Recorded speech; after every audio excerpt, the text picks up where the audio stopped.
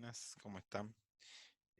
Lo que vamos a ver ahora, y que va a quedar grabado y le va a quedar colgado en la plataforma del Drive, que es la que estamos utilizando para las clases, o para el almacenamiento de las clases, va a ser la primera parte de la que tiene que tiene que ver o que está relacionada con la unidad número 1 de la clase, del curso de ecología, perdón, y que yo ahora se lo voy a compartir por por la pantalla. Si me dan un segundo, perfecto. Bien, nosotros como habíamos dicho durante la presentación de hoy, la primera unidad, vamos a ver un poco lo que es el marco teórico, es decir, vamos a ver cómo el devenir o la evolución del conocimiento científico, este, que se ha generado alrededor de la biología como disciplina científica o de las ciencias naturales, hasta la convergencia o el surgimiento de la autonomía de la ecología como una disciplina científica propiamente dicha. Es simplemente un pequeño repaso. Nosotros entendemos que esto, comprimir la historia, la evolución del pensamiento científico de los últimos 3 siglos en 15 o 20 minutos de una clase es una irresponsabilidad de nuestra parte, pero bueno, también entendemos que se generan elementos o inquietudes, las cuales ustedes las podrán ir evacuando, ya sea a través de los momentos que se destinen a la consulta o de la lectura que ustedes mismos realizan. Perdón, vamos a cerrar esto.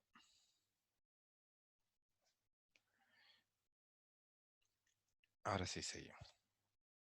En primer lugar, vamos rápidamente vamos a hacer una escala histórica no tanto de los acontecimientos, pero sí de aquellos periodos de la historia importantes en cuanto al surgimiento de la ciencia y principalmente de las ciencias naturales como objeto de estudio.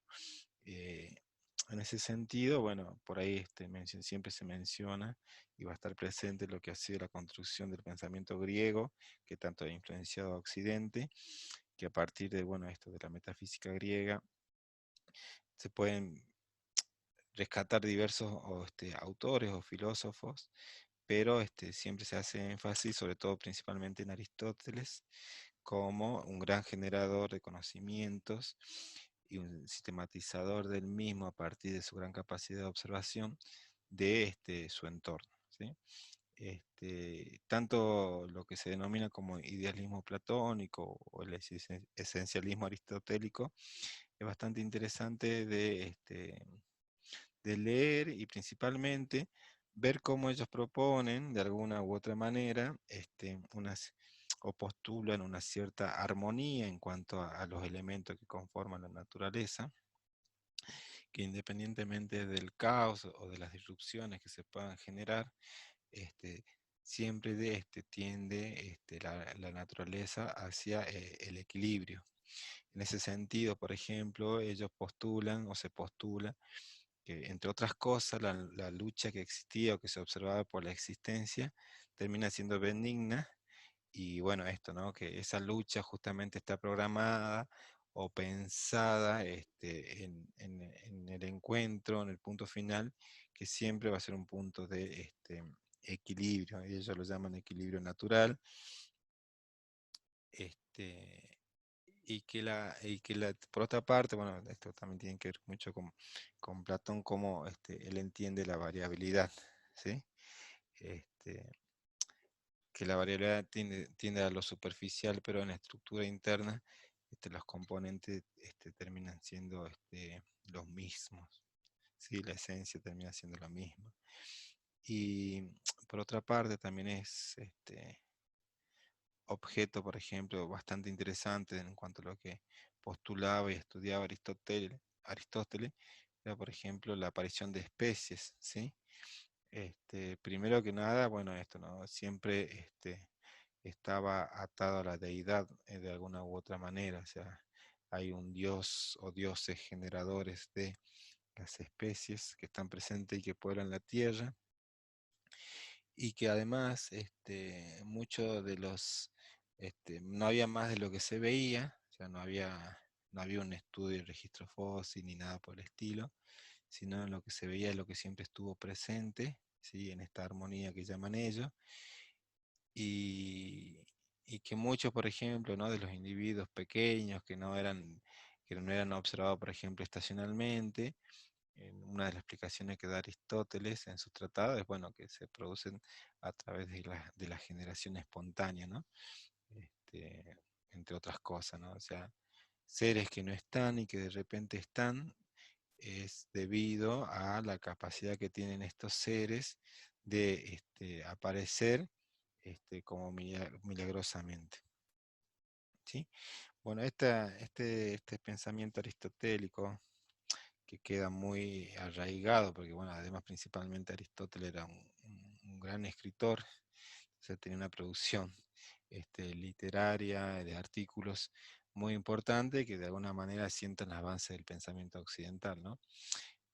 Se ve de alguna manera durante un gran tiempo, no es discutida, en todo caso se reafirma a través de algunos trabajos de San Agustín, de Santo Tomás, pero digamos, no se producen grandes innovaciones en cuanto al pensamiento científico que hace a la naturaleza. Este, no es hasta Lamarck, ¿sí? Hasta el surgimiento de Lamarck, en Francia, cuando de la escuela francesa también de ciencias naturales. La escuela francesa es bastante importante en ese periodo, ¿no? Entre 1600 y cerrado 1700, 1800, donde, bueno, uno de los máximos exponentes de la escuela natural de Francia es Linneo, quien sienta las bases de la clasificación de las especies, ¿no? Sobre todo de la botánica. Lo que Lamar viene de alguna manera poner en foco, que les resulta interesante a muchos de lo que han estudiado el surgimiento de las ciencias naturales, bueno, esto, ¿no? De que las producciones de la naturaleza ha sido gradual, ¿sí? Este, eso, eso de alguna manera resulta muy interesante porque de alguna manera sienta las bases del evolucionismo. Si bien ya se venía discutiendo la evolución o no de la especie, bueno, él produce esa transformación de decir que la naturaleza ha producido de forma gradual e ininterrumpidamente, o sea, sucesivamente, los diferentes grupos de seres vivos o la diversidad que componen las especies biológicas, y asumiendo que va desde lo complejo a lo simple o desde lo simple a lo complejo. Entonces, él primero que hace una disrupción, una ruptura con el pensamiento, con el pensamiento único de la creación divina, ¿sí? Sino que él dice que bueno, son producciones de la naturaleza, ¿sí? Y que estas producciones de la naturaleza han necesitado una gran escala temporal para que llegara al punto en el que se encontraban o que se observaban actualmente, ¿sí? Y que bueno, que la naturaleza forma, ¿no? Continuamente este organismo, ya sea desde lo más simple hasta lo más complejo, por generación espontánea. Ahí era un punto donde él no observaba, digamos, el salto evolutivo que producían a los pares de especies, sino que simplemente volvía a usar un argumento del tipo aristotélico al decir que la especie aparecían como casi milagrosamente, ¿no? Sobre la Tierra.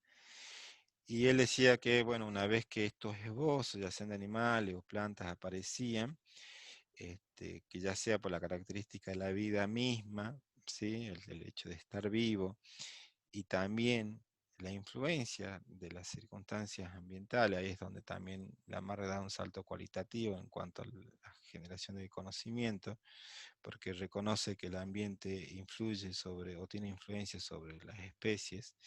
Este, y él dice, bueno, a partir de eso, ¿no? Ya sea de la vida misma, de la influencia de las condiciones ambientales o de los hábitos a los cuales recurren las especies, se producen mejoras o modificaciones en los organismos, ¿no? Y ese es el clásico ejemplo que él usa de la jirafa y de la extensión del cuello de la jirafa, porque es un órgano que está en uso, y que ese uso es exigente sobre ese órgano en cuanto a su extensión, como es el cuello, para que en virtud de ello pueda acceder a los alimentos.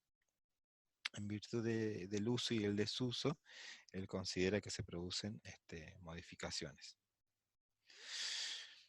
Sin embargo, esto, como decíamos, ¿no? Esa generación espontánea que él postula, o sea, que los organismos aparecen repentinamente, bueno, es un vacío muy grande que Lamarck no puede llenar, pero no deja de ser motivador para su entorno. Y finalmente, en ese repaso súper breve, algo que algo que siempre se destaca y que siempre viene a colación es la aparición o la irrupción de Darwin dentro de las ciencias en Occidente. Darwin proviene de una familia, bueno, con buenos recursos económicos para la época. Es nieto de un médico, de Erasmus Darwin, que fue bastante conocido, porque también fue considerado o es considerado un evolucionista dentro de la línea británica o inglesa del estudio de las ciencias naturales. Y Darwin, siendo muy joven, es contratado por la corona para expediciones, porque bueno, Darwin desde joven se destaca con su habilidad naturista, ¿no? Personas que tenían la capacidad de observar y de registrar los componentes de la naturaleza, no solamente los biológicos, sino también los físicos. Es muy amigo de un geólogo de apellido Lyell, que Lyell como geólogo tiene una irrupción en la ciencia muy interesante, porque es el que rompe con lo que era denominado el catastrofismo como método de explicación, y postula justamente en consonancia con lo que propone Lamarck el gradualismo. Esto, ¿no? De que las conversiones o que los sistemas naturales tenían cierto nivel de evolución que iba siendo gradual, o sea, cambios que iban siendo graduales, y no catastrófico como era el conocimiento cristiano de la época, ¿no? Como por ejemplo cuando se habla del diluvio universal. Justamente ese diluvio universal es algo catastrófico que cambia totalmente las condiciones, según el relato bíblico, de la naturaleza, y no de una situación gradual donde podrían ser periodos muy prolongados de lluvia, etcétera, ¿no? Que podrían modificar las condiciones. Igual hoy por hoy, digamos, sabemos que hay situaciones que pueden ser catastróficas, como por ejemplo ha sido la desaparición de los dinosaurios, ¿no? Y otras que han sido graduales. A su vez, Darwin, junto con Lyell, adquiere la capacidad del estudio estratigráfico, ¿no? O sea, poder estudiar los fósiles, y una de las consignas o una de las inquietudes que se le genera a Darwin a partir de este estudio es, bueno, que dentro del registro fósil aparecen especies que no están presentes en ese momento de la historia, o que ya no son observadas. Por ejemplo, que sea el tigre diente de sable es uno de los clásicos ejemplos de cómo el registro fósil ha permitido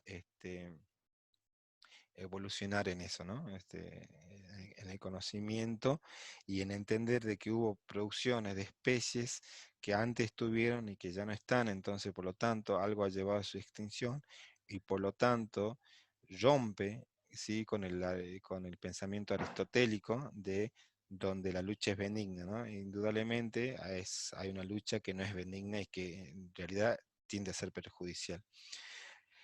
Entonces, las ideas que están siempre presentes dentro del pensamiento darwiniano tienen que ver esto, ¿no? Primero él va a postular en algún momento lo que es el árbol único de la vida, y que ese árbol único de la vida se debe justamente a un proceso que él va a denominar selección natural. Como le decíamos, bueno, no solamente el entorno académico en el que se desarrolla un Darwin joven genera una gran impronta en su pensamiento, no solo su capacidad, digamos, su posición económica, que es bastante privilegiada en relación a diferentes otros naturalistas, ¿sí? sino que además, bueno, la corona en un momento lo contrata y hace una expedición, un viaje, que es el que llaman el viaje del Beagle, que dura 5 años, que hace un viaje en un barco que recorre gran parte en ese momento el mundo conocido, por ejemplo. Esto pueden verlo ahí, no sé. ¿Sí? Constituye el, el contexto en el cual Darwin, luego de ese viaje, va a experimentar una transformación o, digamos, una profundización en sus ideas y va a hacer los postulados que vamos a ver a continuación, ¿no? Pero bueno, este viaje justamente marca un hito en la vida de Darwin, ¿no? Y del pensamiento darwiniano. Él va a decir, a partir de las observaciones que realiza, es que los organismos o sea, se reproducen, ¿sí? En números que son muy por encima de los necesarios que sería para reemplazar el organismo previo que lo genera. ¿Qué quiere decir esto? Por ejemplo, ¿no? En aves vamos a poder ver en algunos ejemplos donde la puesta de huevos es muy por encima de los necesarios para reemplazar a los progenitores. Si pensamos en pares progenitores identificados con este binomio macho y hembra, los huevos que son colocados por esa pareja excede ese par, ¿sí? O, por ejemplo, en los insectos, donde la puesta de huevo también es muy numerosa, o, por ejemplo, en algunos anfibios también, o reptiles, donde la puesta de huevo está muy por encima de lo que sería el reemplazo inmediato a los progenitores, ¿no? O sea, dicho de otra manera, la descendencia suele ser en mayor número que la procedencia, ¿sí? Pero sin embargo, pese a esa característica, también lo podemos pensar en una planta madre, ¿no? Es un árbol que produce una gran cantidad de fruto y que a su vez, si este fruto es multiseminado, produce una cantidad de semilla en una sola generación, muy por encima de lo que es la progenie, ¿no? Entonces, él dice que las poblaciones, sin embargo, que las poblaciones van a mantener, ¿sí?, un tamaño que es relativamente constante, ¿sí?, a lo largo de diferentes generaciones. O sea, que las poblaciones, ya no los organismos, que las poblaciones no experimentan grandes transformaciones en cuanto a su número, ¿sí? Entonces, él dice, bueno, a ver, si por una parte se produce más de los necesarios, o sea, más de lo que hay, pero sin embargo lo que hay se mantiene relativamente constante en función del tiempo, él, la deducción que hace a partir de esta observación es que indudablemente existe una lucha por la existencia, ¿sí? Existe una lucha por la existencia que trae aparejado que algunos van a permanecer y otros desaparecer.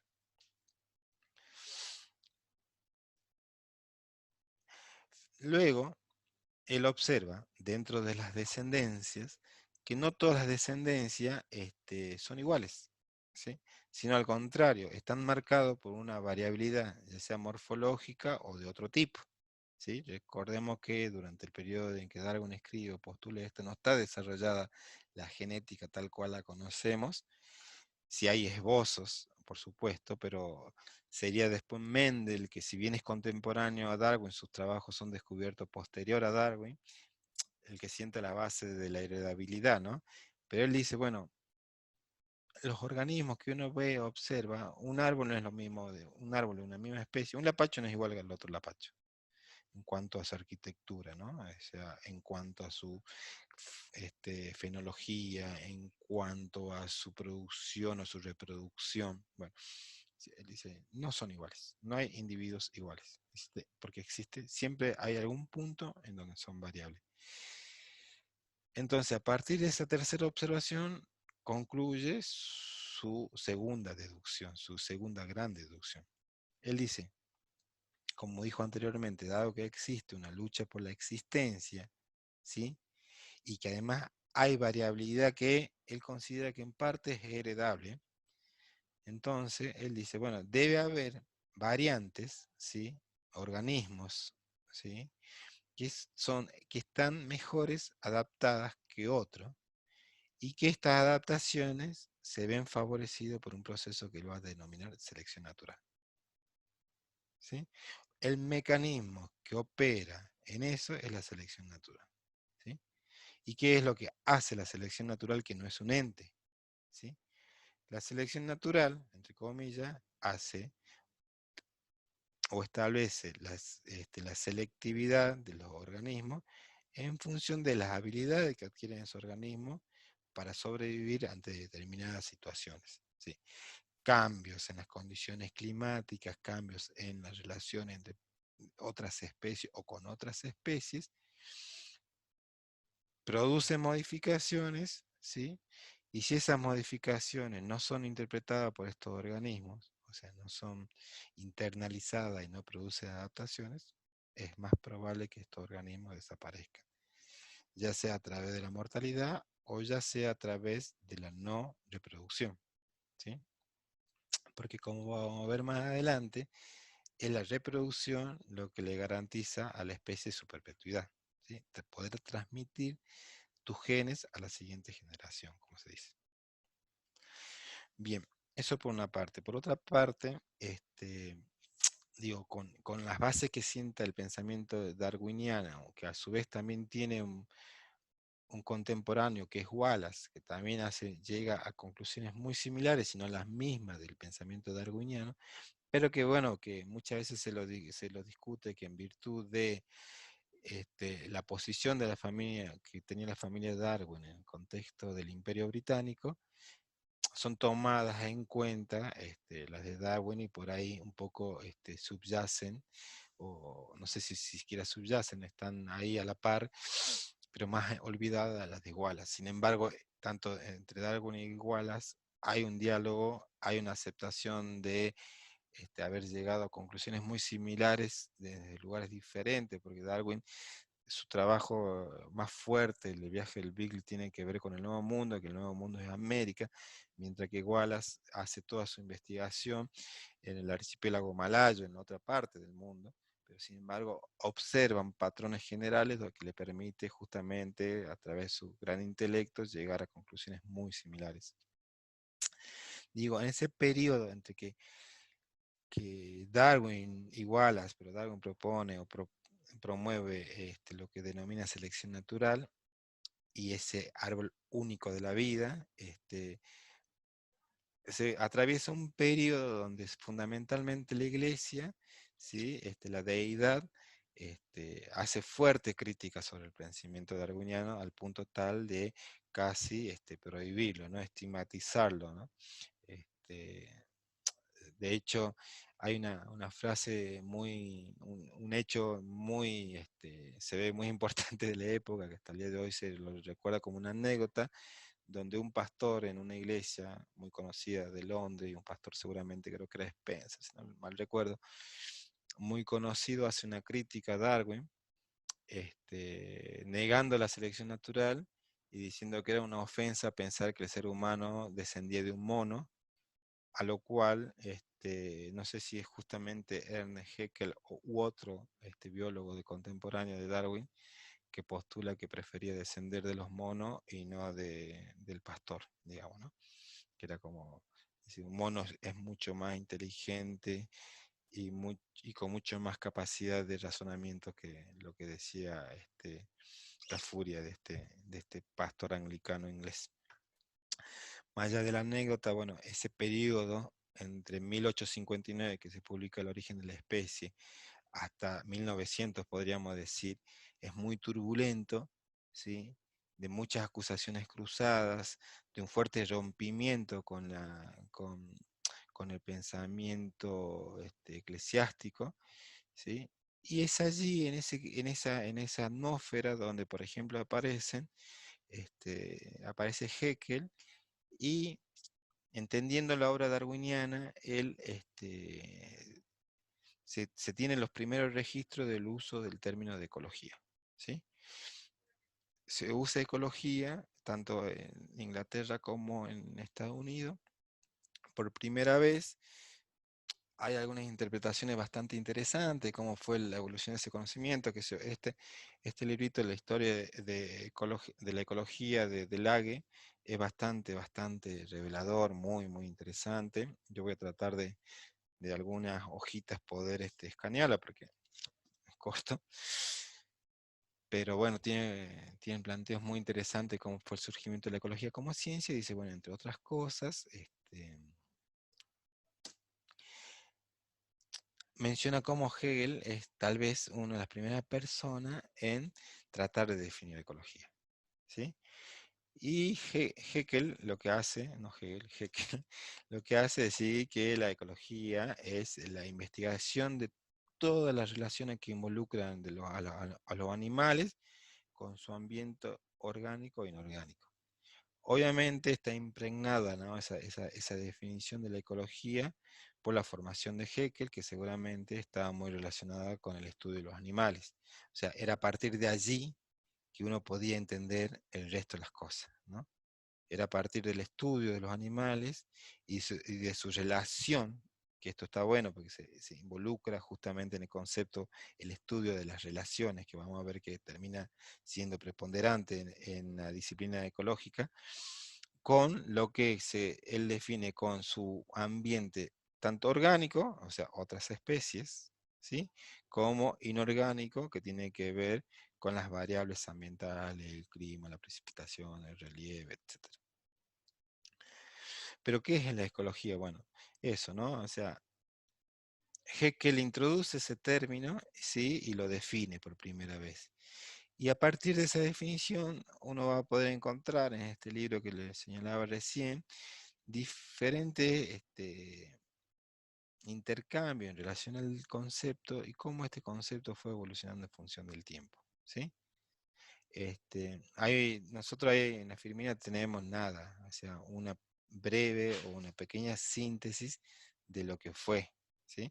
Ahí aparece Elton, por ejemplo, que la define por primera vez como el estudio natural de la historia, el estudio de la historia natural científica, ¿sí?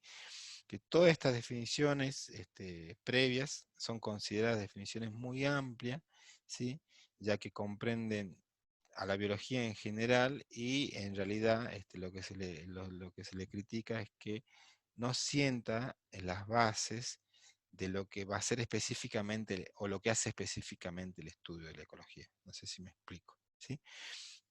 Si bien el concepto trata de restringir o marcar cuál es el ámbito de incumbencia de la ecología, los conceptos que terminan finalmente definiendo, desde Haeckel hasta Elton, sigue siendo muy general, ¿sí? Y no logra una distinción entre qué es la ecología y qué es la biología. De hecho, pareciese ser lo mismo, ¿sí?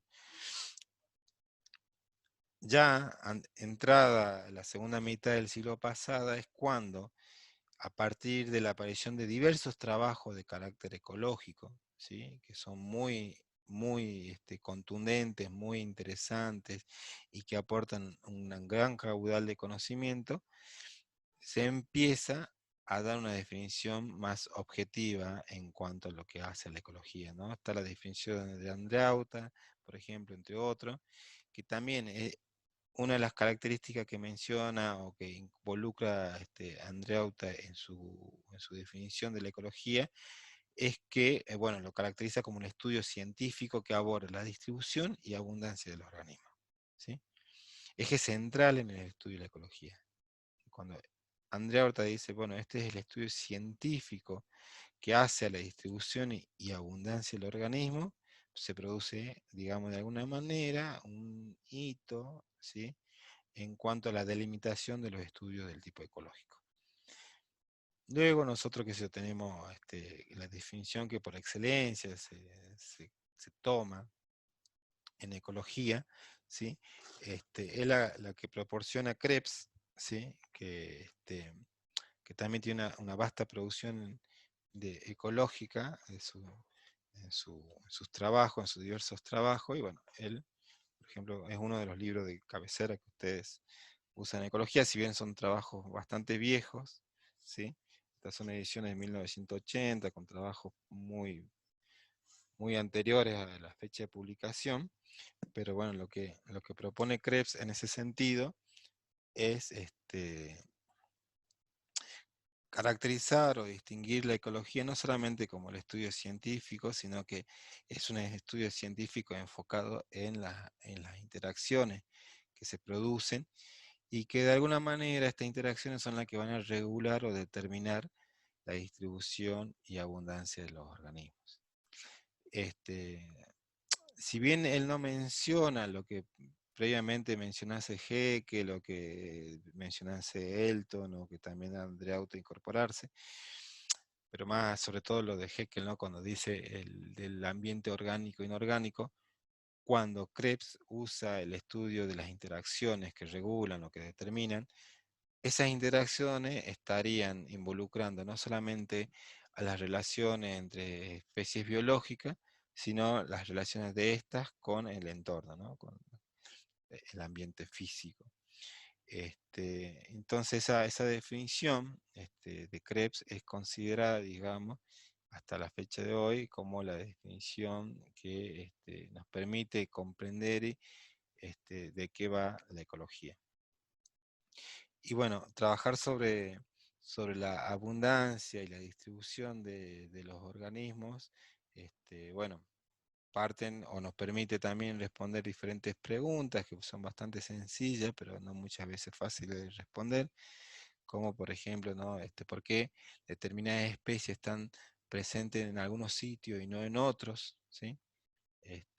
Bueno, uno puede pensar en, no sé, en climas o entornos diferentes, no es lo mismo el Chaco que la Yunga, no es lo mismo las Yungas que la Puna, ¿sí? Con lo cual uno a partir de las características de las variables ambientales puede entender por qué una especie está presente en un lugar donde el régimen hídrico es superior a los 700, 800 milímetros de lluvia, mientras que en una zona, en un contexto de aridez como es la Puna, donde las precipitaciones suelen ser menores a 300 milímetros al año, bueno, pueden explicar la presencia o no de una especie. Pero también puede ocurrir que haya entornos muy similares en cuanto a variables ambientales y sin embargo encontremos o nos encontremos con que esa especie está presente en un sitio y en otro no. Entonces, ¿por qué está? ¿A qué se debe, ¿no? esa ausencia de la especie en determinados lugares? O puede ser que esté presente, pero sus abundancias sean menores si uno las compara. Entonces, ¿cuáles son los factores, ¿sí?, que estarían de alguna manera influenciando en la abundancia de una especie y las producciones de esta especie? Porque también pueden tener abundancias similares, pero no tener producciones similares. Bueno, ¿cuáles son los factores que definen o deciden eso, ¿no? A partir de esto, ¿no? de cómo el concepto fue evolucionando, también hay una lectura importante que hacer en relación a cuáles son este, los alcances, ¿sí?, de la ecología como método científico, cuáles son los principios sobre lo que se basa o se asienta los estudios ecológicos, ¿no? Entonces, bueno, como las ciencias naturales están muy impregnadas, las ciencias físicas, que son la base, cuando uno se pone en un carácter más reduccionista de la ciencia, ¿no?, la que termina regulando algunos procesos biológicos. Entonces, digo, hay muchas leyes de la física y de la biología que terminan siendo determinantes, ¿no? En ese sentido, bueno, ¿no?, pensar que las leyes, las termodinámicas, considerar leyes universales, también involucran obviamente a los procesos biológicos en general y bueno, a los ecológicos en específico, ¿no? Entender que la energía que entra a un organismo, ya sea a un organismo, a una población o a una comunidad, que son los diferentes niveles en los cuales podemos nosotros estudiarlos, puede ser descrita o interpretada como energía consumida o energía almacenada, ¿sí? O sea, esa transformación de la energía está relacionada a la primera ley de la termodinámica. Y después habla de la eficiencia de los sistemas energéticos, ¿no? La segunda ley de la termodinámica. O sea, ningún sistema de conversión de energía es totalmente eficiente o es completamente eficiente. Siempre algo se pierde. Un tigre que captura a su presa, una vaca, por decirlo así, no lo consume completamente, y si lo consumiese completamente tienes desechos, ¿sí? O sea, no todo el paquete energético vaca es totalmente asimilado por el tigre, por el sistema, ¿se entiende? Bueno, todos los sistemas energéticos son deficientes, ¿sí? o no son completamente eficientes para ser positivo en el concepto y no negativo. ¿Sí? Por otra parte, también esto basado mucho en la física, ¿sí? La materia, la energía, el espacio y la diversidad, que también es materia y también es energía, ¿sí? Eso, ¿no? La materia, la energía, el espacio, el tiempo y la diversidad, 5, son recursos, ¿sí? Eso nos debe quedar todo muy claro porque vamos a ver que, por ejemplo, el espacio, ¿por qué es un recurso? ¿Sí? Nosotros vamos a decir en ecología que los recursos son todo aquello que se consume, ¿sí? Se consume el tiempo, se consume el espacio. Bueno, sí, no dudemos de ello, sí, ¿sí? Por ejemplo, el espacio, el hecho que yo esté sentado en un lugar, ¿sí? O me ubique en un lugar del bosque, del claro del bosque, ¿no? Ahí se forma un claro y yo, especie árbol, ¿sí? Especie vegetal, me establezco en ese sitio, en ese claro, ¿sí? Y a partir del momento en que yo me establezco, otro organismo no puede ocupar el mismo espacio, ¿sí? Con lo cual, digamos, el espacio termina siendo un recurso. ¿Se entiende? Bueno, la energía pensada, por ejemplo, nosotros sabemos que la vida básicamente que sustenta, la forma de vida que sustenta el resto de las formas de vida que existen en la Tierra, está basada principalmente por los productores primarios, ¿no? ¿Sí? Los vegetales, que tienen la capacidad fisiológica de capturar un quantum de luz y transformar esa energía en materia, ¿sí? Apropiable para otros organismos. Bueno, la energía es un recurso porque el haz de luz que es interceptado por una hoja o por un órgano fotosintetizante deja de estar disponible para otros órganos, ¿sí? Luego también dice, bueno, no existen ambientes homogéneos espacialmente, o sea, esto que decíamos hace rato cuando decíamos, bueno, ¿qué pasa? Porque una especie está en Yunga, no en Chaco, no en Puna, que puede estar relacionado a las condiciones ambientales, pero cuando son los mismos ambientes, porque están en un lugar y no en otro, bueno, porque hay heterogeneidad, ¿sí? Porque cualquier aparición o irrupción, ya sea de condiciones ambientales diferentes, ya sea la presencia de otro organismo, fijo o móvil, ¿sí? Ya sea por la interacción de nosotros como especie, pero no dejamos de ser especie biológica, modifica eso, ¿sí? Y hace a la heterogeneidad espacial, ¿sí? No tenemos, así como no, como Darwin observaba, hay especies que son variables, hay variabilidad dentro del organismo de una población, ¿sí? Hay variabilidad espacial, hay variabilidad temporal, ¿sí? Ya lo vamos a ver más adelante, y bueno, hay variabilidad en los ecosistemas. Y bueno, eso también, ¿no? No existen dos ambientes constantes temporalmente, sufren modificaciones, ¿sí? O tienen cambios más que sufrir, ¿sí? Tienen cambios constantes. Bueno, los niveles de organización biológica son bastantes, ustedes podrán ver, ¿no? Niveles de organización reduccionista o micro, ¿no? Y después podrán ver niveles de organización macro.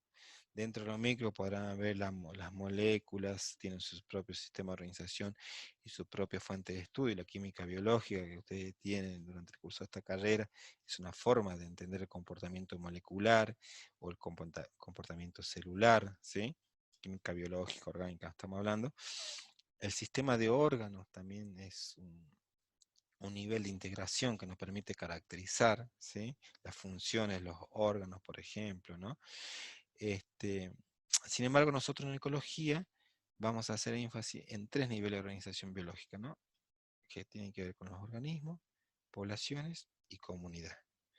Por encima de comunidad, vamos a entender que hay otros niveles de organización que también son estudiados por la ecología o por la biología en general, pero con ecología en particular, que tiene que ver con, algunos le llaman ecología de paisaje, otros le llaman ecología de ecosistemas, ¿sí? Con sus variantes seguramente, pero no muy diferentes, ¿sí? son abordadas por la ecología, pero en este caso, en este curso de ecología general, nosotros vamos a hacer énfasis en estos tres niveles de organización y es cómo está estructurada la materia, ¿no? Que ustedes van a cursar. Organismos, poblaciones y comunidades. También, bueno, la biosfera, que sería el todo, ¿sí? Hay un trabajito muy interesante, estoy buscando el librito, pero bueno, lo debo tener por ahí, que tiene que ver con la teoría que desarrolló Lynn Margulis, que tiene que ver con Gaia, ¿sí?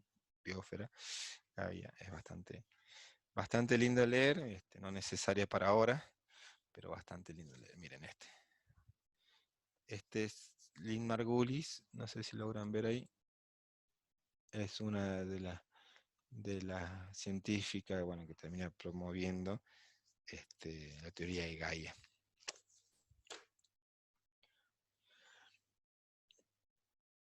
Si les parece, vamos a cortar ahí para que no se le haga muy largo y después vamos a ver qué es lo que estudia de acuerdo a estos niveles de integración o de organización, ¿sí? Los organismos, cuáles son los fuertes de los organismos, las poblaciones y las comunidades. Pero eso en el próximo.